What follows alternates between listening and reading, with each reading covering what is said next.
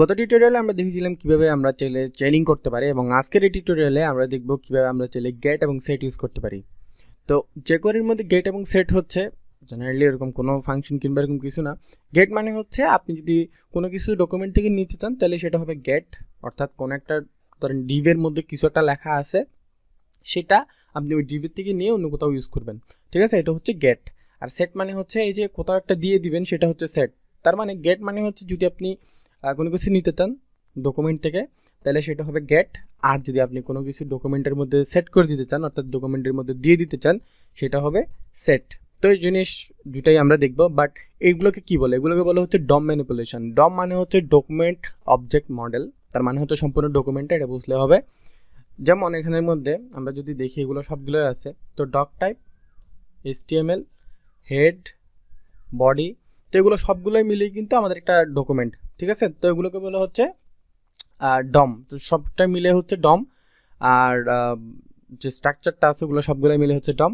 আর এখান থেকে যদি আমরা কোনো কিছু নিই, যদি আমরা কোনো কিছু এখান থেকে, যেমন এই লেখাটা আছে এটা যদি আমরা এখান থেকে নিয়ে নিই তাহলে কোনো একটা কিছুর মাধ্যমে নিয়ে নিই তাহলে সেটা হচ্ছে ডম ম্যানিপুলেশন। মানে এখান থেকে আমি কিছু নিলাম এবং সেটা যদি আমি অন্য কোথাও সেট করি, এক জায়গা থেকে নিয়ে আরেক জায়গায় সেট করে দিই তাহলে সেটা হবে হচ্ছে ডম ম্যানিপুলেশন আর কি, এটা হবে সেট।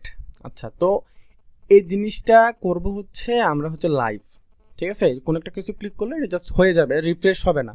রিফ্রেশ না হয়েই জিনিসটা হয়ে যাবে, কোনো কিছু নিয়ে নিব, কোনো কিছু দিয়ে দিব, ঠিক আছে? আচ্ছা, এখন ব্যাপারটা হচ্ছে এটা আমরা কীভাবে করব।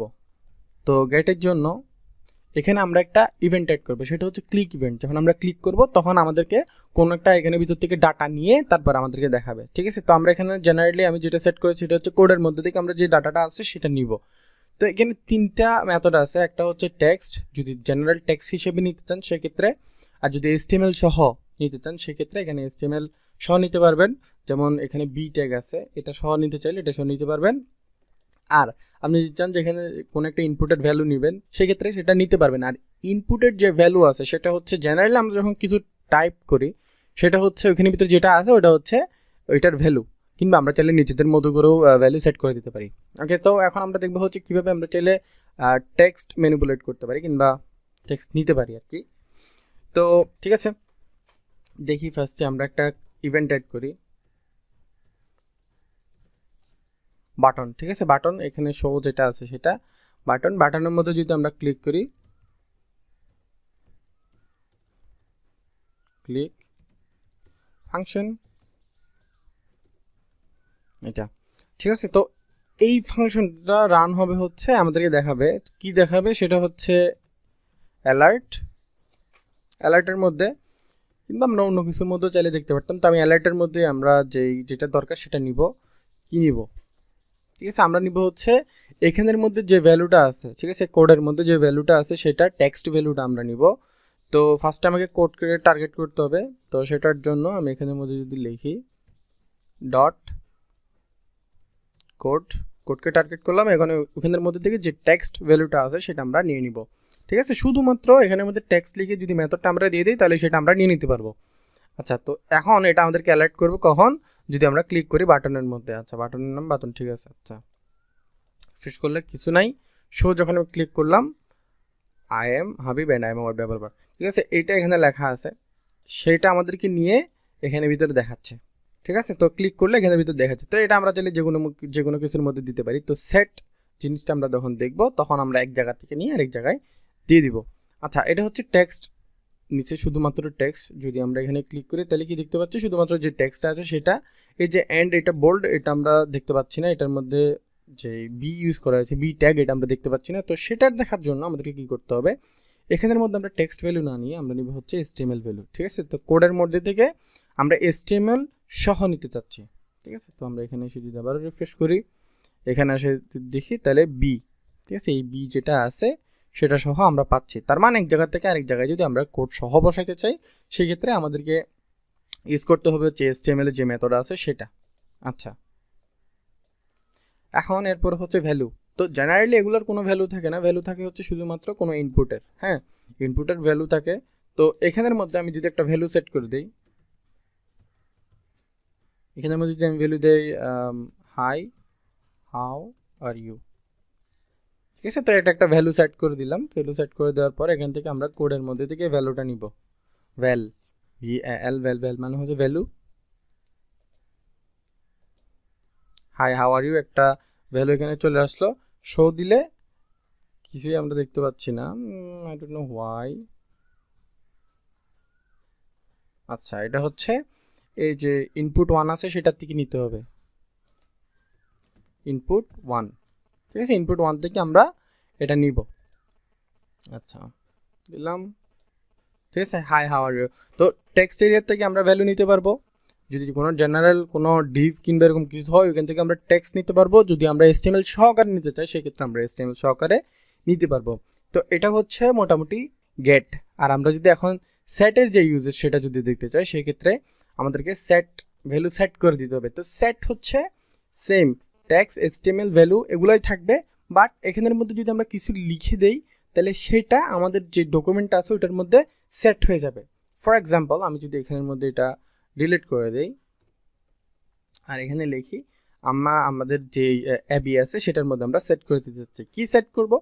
আমরা যদি এখানের মধ্যে লিখি এবিকে টার্গেট করলাম। এবিকে টার্গেট করার পর আমি দিলাম টেক্সট, কোন একটা টেক্সট আমরা সেট করে দিতে যাচ্ছি। তো আমরা দেখছিলাম কি শুধুমাত্র যদি আমরা টেক্সট মেথডটা লিখি তাহলে ওখানের ভিতরে যে ভ্যালুটা আছে টেক্সট ভ্যালু সেটা আমাদেরকে নিয়ে দিবে। কিন্তু এখন এখানের মধ্যে যদি আমি কোনো কোটেশন মার্ক দিয়ে কিছু একটা লিখে দেই, I M a place holder, ঠিক আছে। তো এরকম যদি কিছু একটা লিখে দিই তাহলে এখানে এসে যদি আমরা রিফ্রেশ করি, ঠিক আছে, আমি প্লেস হোল্ডার চলে আসলো। এটা কিন্তু আমরা কোনো রিফ্রেশ করিনি, আমরা কিছু করিনি, জাস্ট এখান থেকে নিয়ে এখানে দেখাচ্ছে। ওকে, আচ্ছা। তো এটা হচ্ছে কোনো কিছু দিয়ে দেওয়ার জন্য আমাদেরকে এখানে মাঝখানে লিখে দিতে হবে, কিংবা যে কোনো একটা ধরেন আমরা একটা ভারের মাধ্যমে দিয়ে দিতে পারি, কিংবা ডাইরেক্ট লিখে দিতে পারি, কিংবা অন্য কোথাও থেকে নিয়ে আমরা সেটা দিয়ে দিতে পারি। ঠিক আছে, আচ্ছা। এখন আমাদেরকে যেটা করতে হবে সেটা হচ্ছে আমরা যদি অন্য কোথাও থেকে নিয়ে দিতে চাই সেক্ষেত্রে আমরা দিতে পারবো। আচ্ছা, তো যেমন আমরা এখানের মধ্যে যে ইনপুট আছে, হ্যাঁ, এই যে হাই হাউ আর ইউ, এটা থেকে এই ভ্যালুটা নিয়ে আমরা আমাদের এবি যে ক্লাসটা আছে সেটার মধ্যে দিয়ে দিব। ঠিক আছে, তো ইনপুট আমাদেরকে এখানে ইনপুট টার্গেট করতে হবে। ফার্স্টে ইনপুট 1, তারপরে সেখান থেকে যে ভ্যালুটা আছে সেটা নিয়ে নিব এবং সেটা নিয়ে আমরা বসাবো কোথায়? আমরা বসাবো হচ্ছে এবির মধ্যে, এবি টার্গেটেড। দেন এটাকে আমরা কি হিসেবে বেরোবো? ফর এক্সাম্পল টেক্সট হিসেবে বসাবো।